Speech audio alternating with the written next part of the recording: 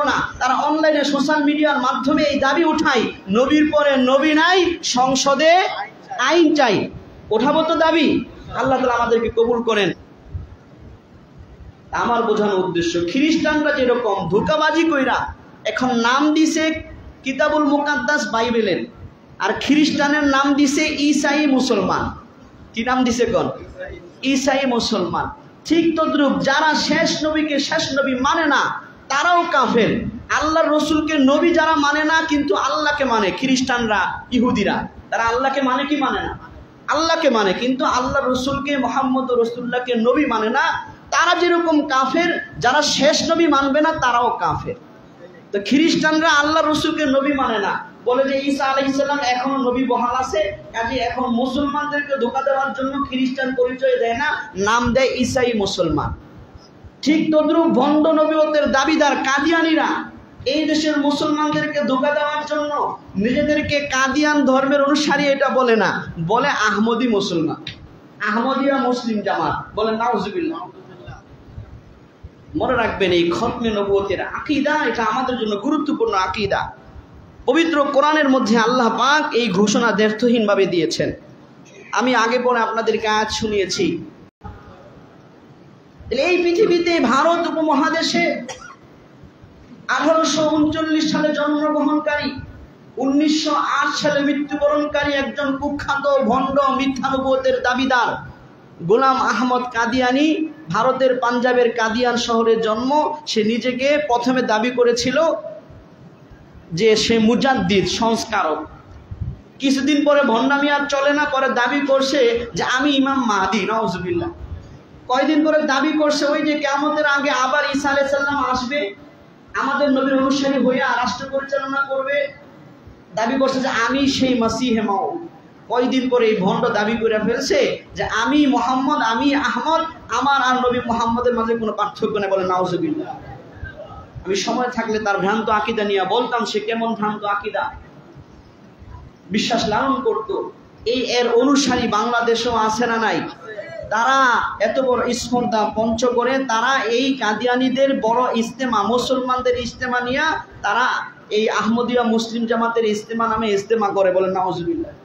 সবগুলোই হচ্ছে মুসলমানদেরকে ধোঁকা দেওয়ার জন্য। এই জন্য আমাদের দেশের উলামায়ে কেরাম দাবি উঠিয়েছেন যে কাদিয়ানীদেরকে রাষ্ট্রীয়ভাবে অমুসলিম ঘোষণা করতে হবে। যেরকম ভাবে 1974 সালে তৌহিদি জনতার আন্দোলনের ভিত্তিতে পাকিস্তান সরকার রাষ্ট্রীয়ভাবে সাংবিধানিকভাবে এই কাদিয়ানীদেরকে অমুসলিম ঘোষণা করেছে। আমাদের দেশের উলামায়ে কেরাম, বিশেষ করে বর্তমান একজন বড় বুজুর্গ বয়োবৃদ্ধ আল্লামা আব্দুল হামিদ খায়েব মধুপুরের পীর সাহেব আহ্বান করেছেন আগামীকালকে সরোয়ার্দী উদ্যানে আন্তর্জাতিক খতমে নবুয়ত মহাসম্মেলন। সেখানে ভারত থেকে, পাকিস্তান থেকে, সৌদি আরব থেকে, সারা পৃথিবীর বিভিন্ন দেশ থেকে স্কলাররা আসবেন, বক্তব্য দিবেন, এবং বাংলাদেশের যত বড় বড় বক্তা আছে, যত বড় বড় আলেম আছে, সবাই সেখানে একাত্মতা ঘোষণা করেছেন, সবাই সেখানে থাকবেন। আমরা থাকবো না? কারা কারা থাকবেন নিয়ত করছেন? হাত তোলেন। আল্লাহ তাআলা তৌফিক দিয়ে নিয়ত করেন। আমি ওয়াদা নেই না যে আমার নিয়ত আছে, শুধু নিয়ত করেন, ওয়াদা না। সমস্যা হলে যাইবেন না, কিন্তু তারা কাদিয়ানীদেরকে অমুসলিম ঘোষণা করা হোক, চাই কি চাই না? এটা ইমানের দাবি। এই দাবি নিয়ে ইনশাআল্লাহ আগামীকালকে ফজর করে আমরা রওনা দিব। যারা পারি আল্লাহ তাআলা সবাইকে কবুল করেন। যারা যাইতে পারবো না তারা অনলাইনে সোশ্যাল মিডিয়ার মাধ্যমে এই দাবি উঠাই, নবীর পরে নবী নাই, সংসদে আইন চাই। ওঠাবো তো দাবি, আল্লাহ তাআলা আমাদেরকে কবুল করেন। আলহামদুলিল্লাহ।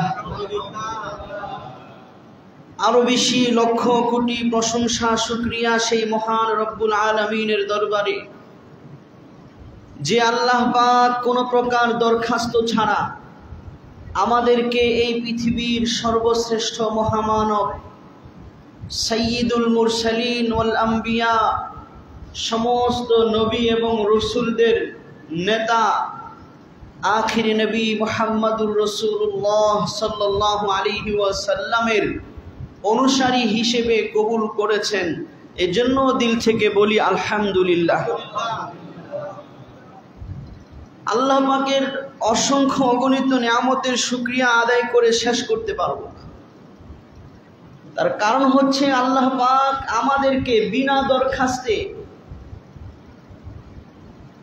আল্লাহ পাক এই পৃথিবীর মানুষকে তার মর্জি মাফিক পরিচালনা করার জন্য যতগুলো কিতাব পাঠিয়েছেন, সহিফা পাঠিয়েছেন, তার মধ্যে সর্বশ্রেষ্ঠ কিতাব আল কোরআনুল কারীম, কোরআনুল মাজিদের অনুসারী হিসেবে আমাদেরকে কবুল করেছে। এবং সেই সর্বশ্রেষ্ঠ কিতাবকে সর্বশ্রেষ্ঠ মহামানব মুহাম্মদুর রাসূলুল্লাহর মাধ্যমে আল্লাহ আমাদেরকে দিয়েছেন।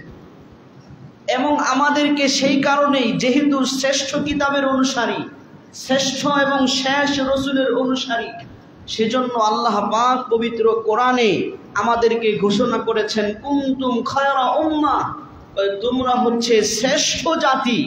এই পৃথিবীতে আল্লাহ পাক বহু জাতি প্রেরণ করেছেন, কিন্তু আল্লাহ পাক এই শেষ নবীর এবং তার মাধ্যমে আনিত সর্বশ্রেষ্ঠ আসমানি কিতাব কোরআনের উপরে বিশ্বাসীদেরকে আল্লাহ পাক ঘোষণা করেছেন কুনতুম খায়রা উম্মাহ, তোমরা শ্রেষ্ঠ জাতি, উখরিজাত লিন-নাস, তোমাদেরকে মানুষের উপকারের জন্যই দুনিয়াতে পাঠানো হয়েছে। বলেন সুবহানাল্লাহ। যেহেতু শ্রেষ্ঠ নবী এবং শেষ নবী, তিনি দুনিয়াতে চিরকাল থাকবেন না। আল্লাহ রসুল বলেছেন আনা কাফাতাল লিন-নাসি বাশীরাও ওয়া নাযীরা, আমি মুহাম্মদ কিয়ামত পর্যন্ত সমস্ত মানুষের জন্য, কোন কোন হাদিস এবং আয়াতে সমস্ত জিন এবং মানুষের জন্য আমি মুহাম্মদ সতর্ককারী এবং জান্নাতের সুসংবাদদাতা, এই ঘোষণা করেছে। আল্লাহ রসুল তো আজ থেকে প্রায় ১৫০০ বছর আগে দুনিয়া থেকে চলে গেছেন, কিন্তু ঘোষণা করে গেছেন আমি সতর্ককারী, আমি জান্নাতের সুসংবাদদাতা, জাহান্নামের ব্যাপারে সতর্ককারী, কিয়ামত পর্যন্ত আসনেওয়ালা সমস্ত জিন ও মানুষের জন্য। সুবহানাল্লাহ। কিভাবে? তার কারণ হচ্ছে আল্লাহ রসুল, তার এমন কিছু, আল্লাহ রসুল যেরকম শ্রেষ্ঠ, তার সুহবতের জন্য শ্রেষ্ঠ কিছু মানুষকে আল্লাহ বাছাই করছেন। সুবহানাল্লাহ। যারা তার এই দিনকে কিয়ামত পর্যন্ত মানুষের কাছে পৌঁছানোর সিলসিলা চালু করে দিয়েছেন। সুবহানাল্লাহ। এই জন্য আল্লাহ রসুল বলেছেন আসহাবি কান নুজুম, আমার সাহাবীরা আসমানের তারকার মতো, বিআইহিম ইক্তাদাইতুম ইহতাদাইতুম, তাদের যে কোনো একজনকে অনুসরণ করবা তোমরা হেদায়েতের পথে থাকবা। সুবহানাল্লাহ।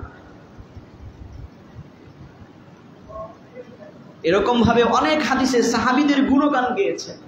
তো সাহাবীরা এই আল্লাহ রসুল থেকে সঠিক দিন শিখেছেন, পরবর্তীদের কাছে পৌঁছাইছেন, তারা পরবর্তীদের কাছে পৌঁছাইছে, এইভাবে আমাদের কাছে আসছে। আমাদেরও দায়িত্ব, আল্লাহ রসুল যেই কাজ নিয়ে পৃথিবীতে আসছেন সেই কাজ নিয়ে আমরাও এই কিয়ামত পর্যন্ত মানুষের কাছে এই দিনের প্রচার করব, সৎ কাজের আদেশ করব, অসৎ কাজ থেকে মানুষকে কি করব? নিষেধ করব। এই দায়িত্ব বিশেষভাবে এই উম্মতের। কেন? যেহেতু এই উম্মত শেষ উম্মত, এই উম্মতের রসুল শ্রেষ্ঠ রসুল এবং শেষ রসুল, তারপরে আর কোন নবী রসুল আসবে না। এই জন্য আল্লাহ পাক এই উম্মত শ্রেষ্ঠত্বের কারণে এটা বলছেন যে তোমাদেরকে মানুষের উপকারের জন্য বের করা হয়েছে, যেরকম নবীদেরকে কি করা হইতো? মানুষের উপকারের জন্য, মানুষকে সঠিক রাস্তা চিনানোর জন্য আল্লাহ যুগে যুগে পাঠাইতেন। এখন শেষ নবী দুনিয়া থেকে চলে গেছে, আর কোন নবী আসবে না। এখন এই শ্রেষ্ঠ কাজ, আল্লাহর দিকে মানুষকে ডাকা, এটা শ্রেষ্ঠ কাজ না? সেজন্য আল্লাহ কোরআনে বলেছেন ওয়ামান আহসানু কাওলাম মিম্মান দাআ ইলাল্লাহ, ওই ব্যক্তির চাইতে শ্রেষ্ঠ আর কে হতে পারে যে আল্লাহর দিকে মানুষকে ডাকে। সুবহানাল্লাহ। এই জন্য দেখবেন আমাদের তাবলিগ জামাতের ভাইয়েরা যখন গাছতে বের হয়, গিয়া কিন্তু একটা খুব দামি কথা বলে, কথাটা ছোট্ট কিন্তু অনেক দামি। বলে আল্লাহর ঘর থেকে আল্লাহর মেহমানরা আল্লাহর কথা নিয়ে আসছে, আপনি যদি একটু সময় নিয়ে কথাগুলো শুনতেন আল্লাহ খুশি হইতেন। সুবহানাল্লাহ। কাজগুলো করতেছে সাধারণ মানুষ, কিন্তু কাজ করতেছে এমন দামি যে কাজের জন্য এই মানুষটাকেও আল্লাহ তাআলা শ্রেষ্ঠ জাতির মানুষ বলছেন। সুবহানাল্লাহ। এই জন্য আল্লাহ পাক ওই আয়াতে বলতেছেন তা'মুরুনা বিল মা'রুফ, দুনিয়াতে যেই সৎ কাজের আদেশ যুগে যুগে নবীরা বিশেষ দায়িত্ব হিসেবে করেছে, যেহেতু এই উম্মত শেষ উম্মত, শ্রেষ্ঠ নবীর উম্মত, নবী দুনিয়া থেকে চলে গেছে, কিয়ামত পর্যন্ত মানুষকে সৎ কাজের আদেশ, অসৎ কাজ থেকে নিষেধের দায়িত্ব বিশেষভাবে এই উম্মত প্রাপ্ত। এজন্য আল্লাহ পাক কোরআনে বলতেছেন তোমরা শ্রেষ্ঠ উম্মত, তার কারণ হলো তা'মুরুনা বিল মারুফ, তোমরা মানুষকে সৎ কাজের আদেশ করবে, ওয়া তানহাউনা আনিল মুনকার, অসৎ কাজ থেকে মানুষকে তোমরা বিরত রাখবে, ওয়া তু'মিনুনা বিল্লাহ, আর নিজেরাও আল্লাহর ঈমানের উপর অটল থাকবে। সুবহানাল্লাহ।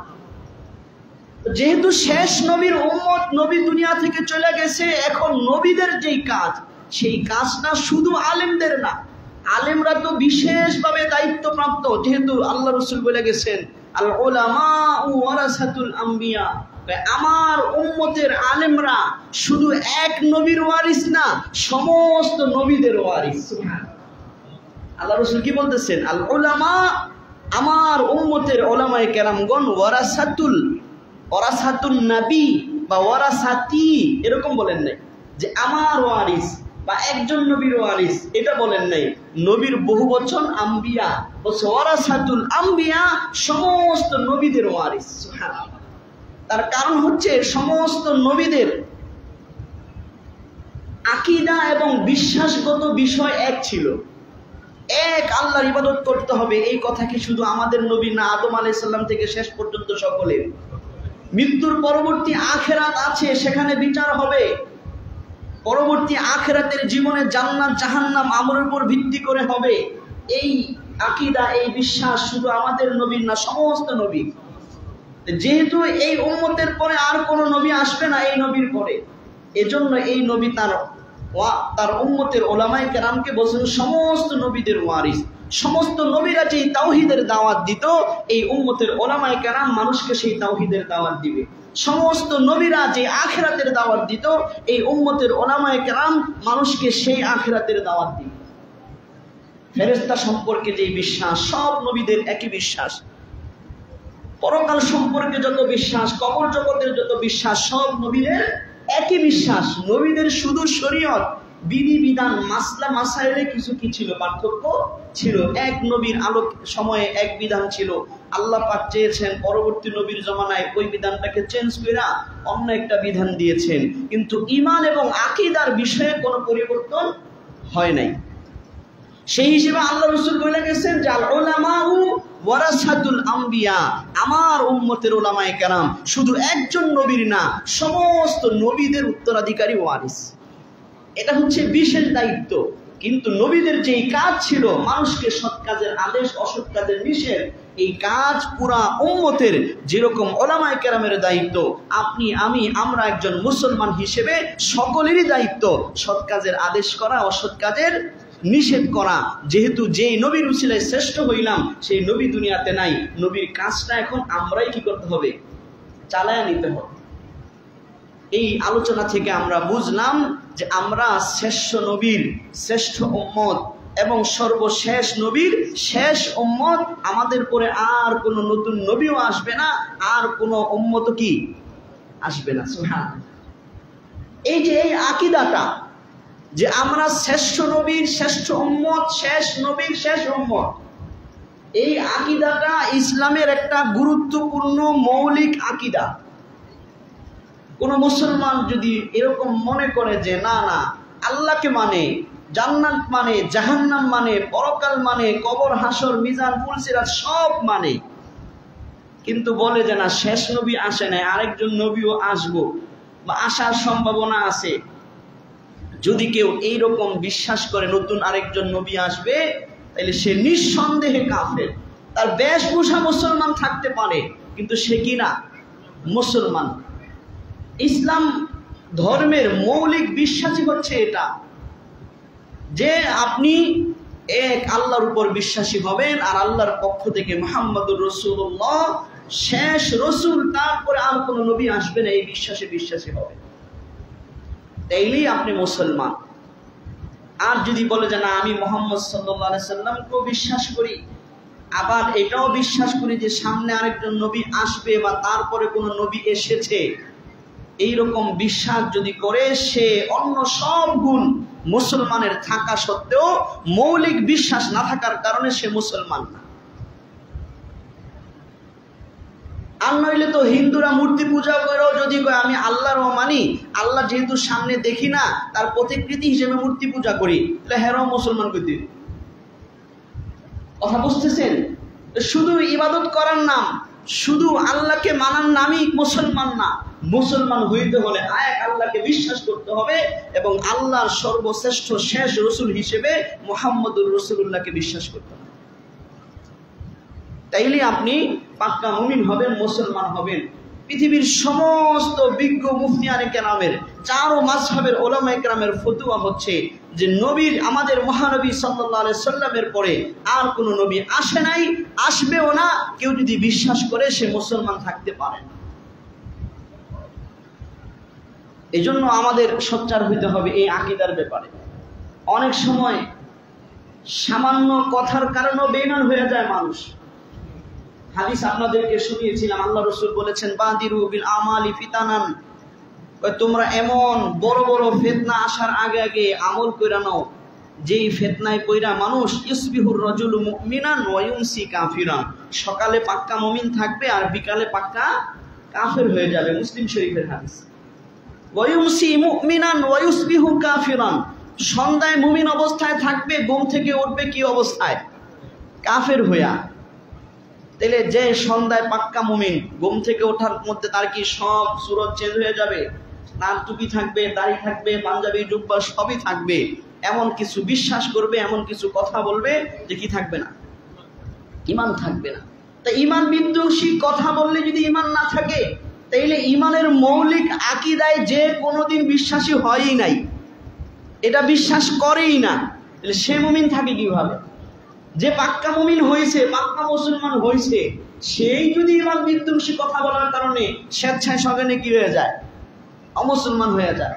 তাহলে যে মুসলমান হওয়ার জন্য মৌলিক আকীদায় কোনোদিন বিশ্বাস করে নাই, কোনোদিন বিশ্বাসী হয় নাই বা হয় না, সে কি মুসলমান থাকবে? থাকতে পারে না। অনেক সময় আমরা ধোঁকায় পড়ে যাই। কি ধোঁকায় পড়ি? যখন কোনো ভ্রান্ত মুসলিম দাবিদার কোন সম্প্রদায় ক্ষমতাসীন হয়, অনেক বড় পাওয়ারফুল হয়, আর এদেরকে যখন আমরা অমুসলিম ফতোয়া দেই, তখন আমাদের কিছু সরলমনা মুসলমানরা বলে হুজুররা খালি মুসলমানকে কাফের বানানোর দান্দায় আছে। না না না, আমরা কোনো মুসলমানকে কাফের বানানোর ধান্দায় নাই। আমরা তো চাই সারা পৃথিবীর মানুষ কি হয়ে যায়? মুসলমান হয়ে যায়। কিন্তু মুসলমান হওয়ার জন্য যেই যেই শর্ত সেটা কবুল করতে হবে, সেটা কবুল স্বেচ্ছায় না গ্রহণ করে কেউ যদি নিজে অমুসলিম থাকে, তাহলে আমরা তো তাকে অমুসলিম বলতে কি বাধ্য। এটা আকীদার অংশ। এই জন্য ইরানের কট্টর শিয়াপন্থী যারা, এদেরকে আমাদের উলামায়ে কেরাম কাফের ফতোয়া দেন, আমাদের অনেকে বিশ্বাস করতে চায়।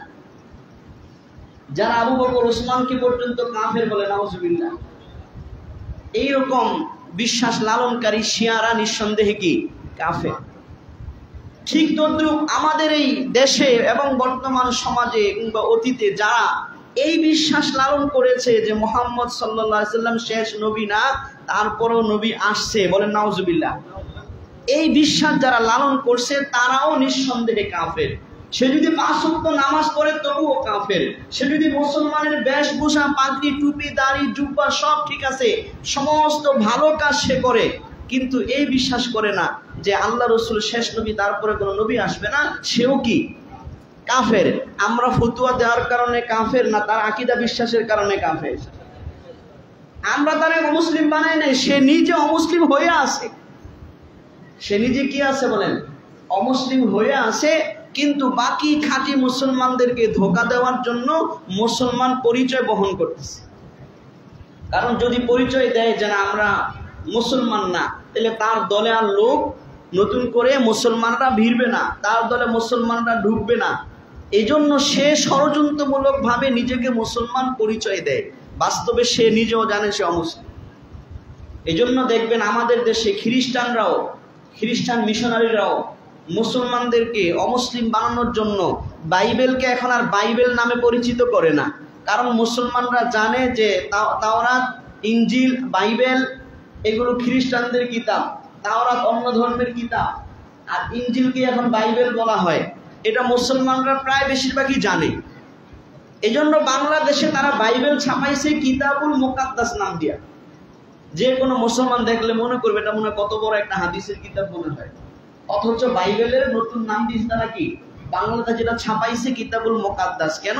মুসলমানরা বাইবেল নাম দেখলে ধরবে না, এই জন্য যেন মুসলমান ধোকা খায় হাদিসের কিতাব মনে কইরা যেন ওইটা কিনে বা তারা দিলে যেন গ্রহণ করে, এই জন্য নাম দিয়েছে কিতাবুল মুকাদ্দাস। অমুসলিমরা বসা নাই, তারা মুসলমানদের ঈমান আকীদা নষ্ট করার জন্য বিভিন্নভাবে ষড়যন্ত্র চালাচ্ছে, কিন্তু আমরা মুসলমানরা সচেতন হই না। যে সমস্ত চিন্তাশীল ওলামায়ে কেরাম সচেতন করেন, অনেক সময় আমরা তাদেরকে অতি উৎসাহী মনে করি, অথচ তারা আমাদের ঈমান বাঁচানোর ফিকির করছে। আপনারা আশ্চর্য হবেন, আমি নিজে এই ঘটনার সম্মুখীন। আমি যখন ইন্ডিয়াতে দারুল দেওবন্দে লেখাপড়া করি, কোনো কারণে দিল্লিতে যাওয়া হয়েছে। দিল্লিতে বর্তমান পৃথিবীতে চলমান দাওয়াত ও তাবলীগের মেহনতের বড় মার্কাজ আছে। সেখানে নিজামুদ্দিন আউলিয়ান, যার মাধ্যমে এই ভারত উপমহাদেশের লক্ষ লক্ষ হিন্দু মুসলমান হয়েছে, ওনার কবরও সেখানে আছে। সেই নিজামুদ্দিনের সামনে ঈসা নবীর জীবনী বিলি করতেছে ফিরি ফিরি। তো সাধারণ মুসলমান নবীর জীবনী মনে করে কি করতেছে? কিনতেছে। আমি যা ধরছি, ভাই এটা কি, উর্দুতেই বলছি যে এটা কি বিলি করতেছেন আপনি? ঈসা নবীর জীবনী। তো ভিতরে আমি খুলে দেখি ওইটা আমি নিয়ে আসছি, আমার কাছে এটা আছে সংরক্ষিত, আমি একটা পাইছি ফ্রি। তো ভিতরে খুইলা দেখি সেখানে সে খ্রিস্ট ধর্ম প্রচার করার জন্য মুসলমানদের দাওয়াতের মার্কাজ নিজামুদ্দিনের সামনে এসে বিলি করতেছে। তাদের সাহসটা কত বড় দেখেন, ধোঁকাবাজি করে। পরে আমি সাথে সাথে বললাম, আমি এখন লোক নিয়ে আসতেছি, আপনি তাড়াতাড়ি এখান থেকে ভাগেন। আপনি এখানে এসে এই মানুষকে ধোঁকা দিচ্ছেন কেন? আপনি স্পষ্ট ঘোষণা দেন আপনি খ্রিস্টান ধর্মের দিকে ডাকেন, তো মুসলমানকে ধোঁকা দেওয়ার জন্য আপনি কায়দা গ্রহণ করেছেন, আপনি তো ধোঁকাবাজ।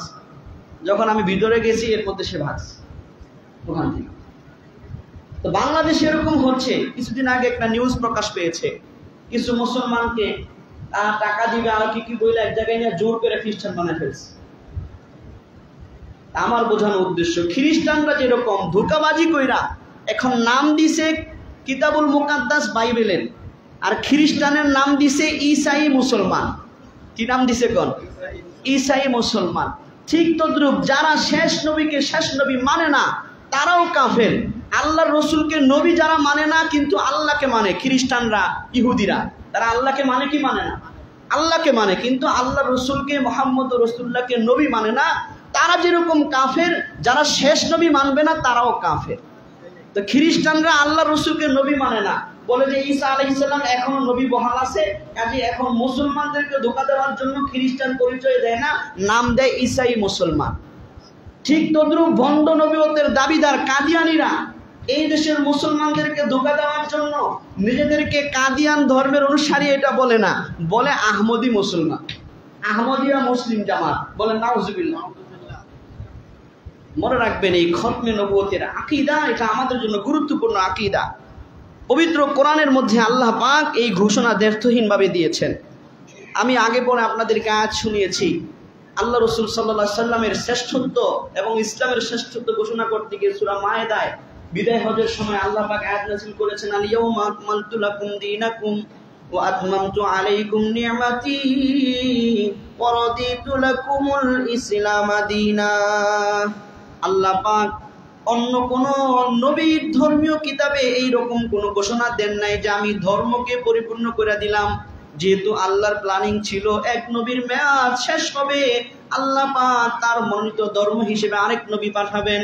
এজন্য অন্য কোন নবীর ক্ষেত্রে এরকম আয়াত নাজিল করেন নাই। আল্লাহর রসুলের নবুয়তের দায়িত্ব যখন পুরা হয়েছে, আল্লাহ পাক আয়াত নাজিল করেছেন বিদায় হজের সময়, আল ইয়াউমা আকমালতু লাকুম দীনাকুম, আজকে আমি আল্লাহ তোমাদের দ্বীনকে ইসলামকে পরিপূর্ণ করে দিলাম। ওয়া আতমামতু আলাইকুম নি'মাতি, নবুয়তের রিসালাতের নিয়ামতকে তোমাদের উপর পরিপূর্ণ করে দিলাম। ওয়া রাদিতু লাকুমুল ইসলামা দীনা, আমি আল্লাহ তোমাদের জন্য ইসলামকে মনোনীত ধর্ম হিসেবে নির্ধারণ করে দিলাম। সুবহানাল্লাহ। এই আয়াতের মাধ্যমে ঘোষণা হয়ে গেছে যে আল্লাহ পাকের পক্ষ থেকে ধর্ম পরিপূর্ণ হয়ে গেছে মুহাম্মদুর রাসূলুল্লাহর মাধ্যমে। আর কোন নতুন ধর্ম নিয়ে নতুন কোন নবী এই পৃথিবীতে আসবে না। ঠিক তদ্রূপ অন্য আয়াতে আল্লাহ পাক আরো স্পষ্ট ঘোষণা করেছেন। সূরা আহজাবের 40 নম্বর আয়াতে আল্লাহ পাক ঘোষণা করতেছেন, মা কানা মুহাম্মাদুন আবা আহাদিম মির রিজালিকুম ওয়ালাকিন রাসূলুল্লাহি ওয়া খাতামান নাবিয়্যিন। আল্লাহ পাক দ্ব্যর্থহীন ভাবে ঘোষণা করতেছেন, মা কানা মুহাম্মাদুন আবা আহাদিম মির রিজালিকুম, কয় আমার নবী মুহাম্মদ তোমাদের কোন পুরুষের পিতা নয়।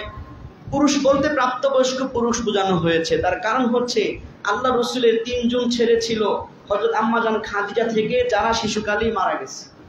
আরেকজন ছেলে ছিল ইব্রাহিম, তার বান্দি মারিয়া কিপ্তিয়ার গর্ভ থেকে এসেছে, তার নাম ছিল ইব্রাহিম। এরা সবাই শিশু অবস্থায় মারা গেছে। তার কারণ হচ্ছে বনি ইসরাইল থেকে চলে আসতেছে ইব্রাহিম আলাইহিস সালামের সন্তানরা নবী ছিল, তার সন্তানদের সন্তানরা কি ছিল? নবী ছিল। তো নবীর পরে যদি তার সন্তান থাকে, নবীর দোয়ার মাধ্যমে হোক বা আল্লাহর ইচ্ছার মাধ্যমে হোক, তার সন্তান নবী হওয়ার সম্ভাবনা থাকে। অথবা সন্তান যদি বিপথে চলে যায়, নবী না হয়েও নবী দাবি করতে পারে। এই সম্ভাবনা কি থাইকা যায়। এই জন্য আল্লাহ পাক আল্লাহর রসুলের যেহেতু শেষ নবী, তার কোন পুরুষ সন্তানকে জীবিত হইতে দেন নাই, মানে বড় হইতেই দেন নাই। কি হইতে দেন নাই? বড় হওয়ার সময় আল্লাহ দেন নাই। এই জন্য আল্লাহ বলতেছেন, মা কানা মুহাম্মদ, মুহাম্মদ নয়, আবা আহাদিম মির রিজালিকুম, তোমাদের কোন প্রাপ্তবয়স্ক পুরুষের বাবা।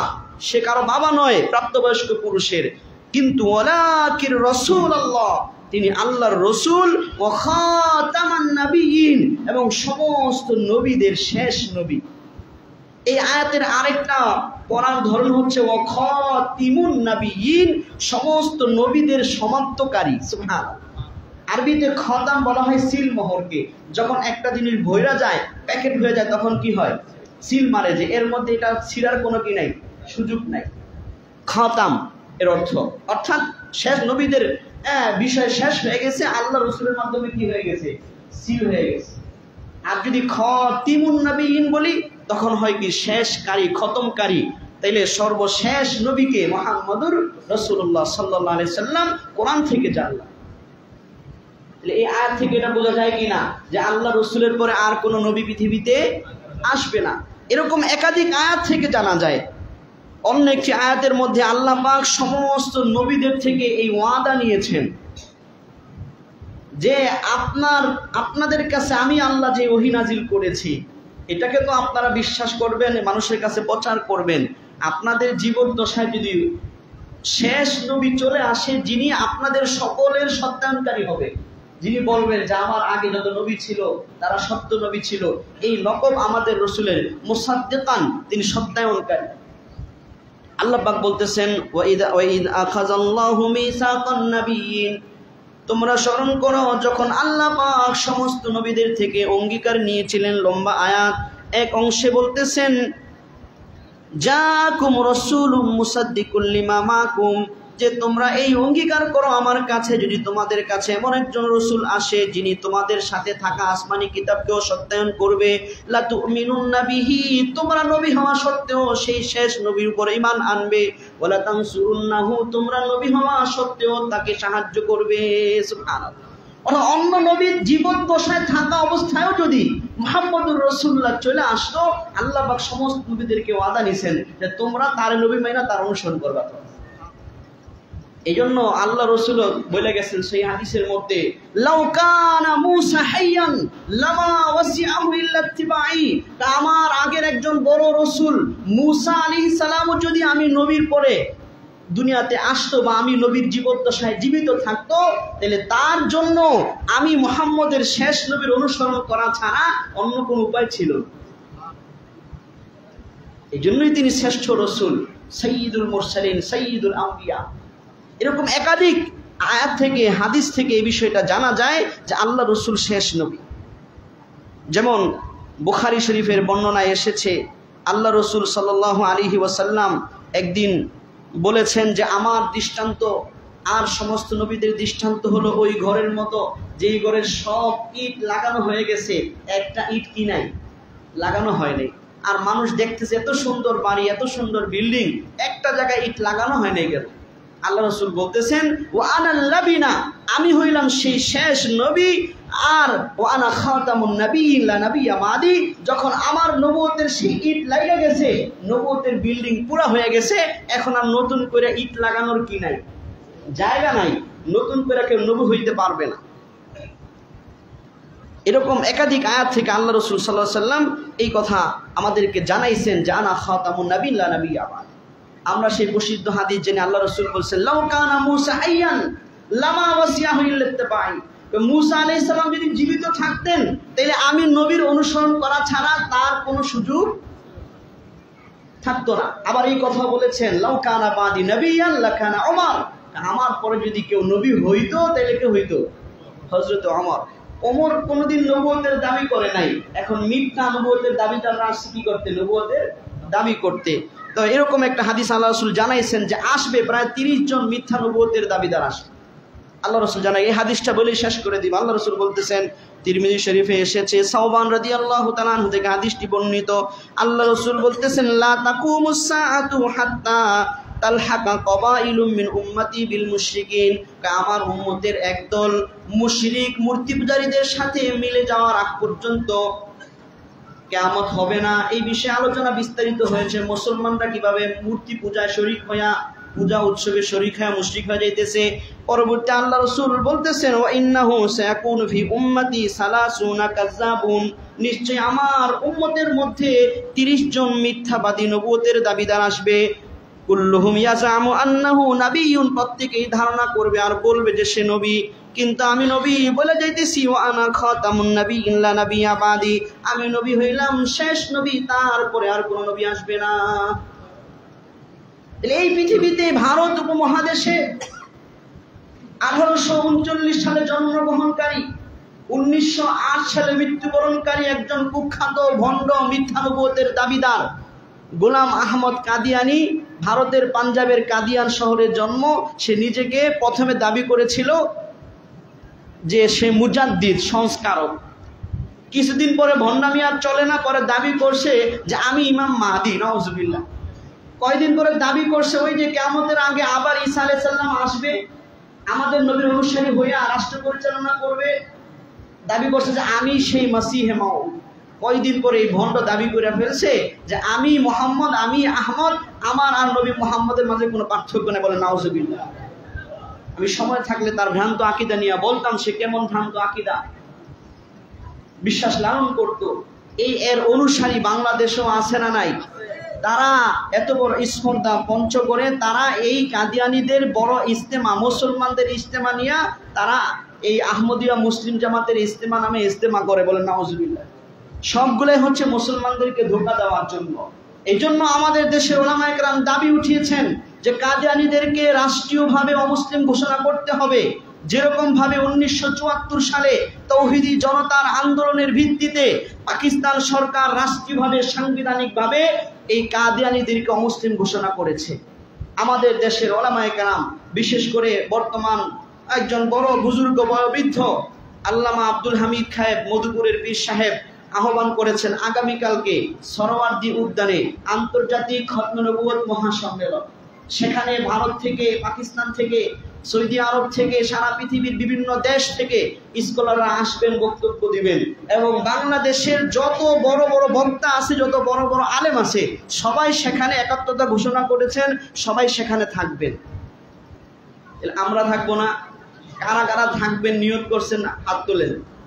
আল্লাহ তাআলা তৌফিক দিয়ে নিয়ত করেন। আমি ওয়াদা নেই না যে আমার নিয়ত আছে, শুধু নিয়ত করেন, ওয়াদা না। সমস্যা হলে যাইবেন না, কিন্তু তারা কাদিয়ানীদেরকে অমুসলিম ঘোষণা করা হোক, চাই কি চাই না?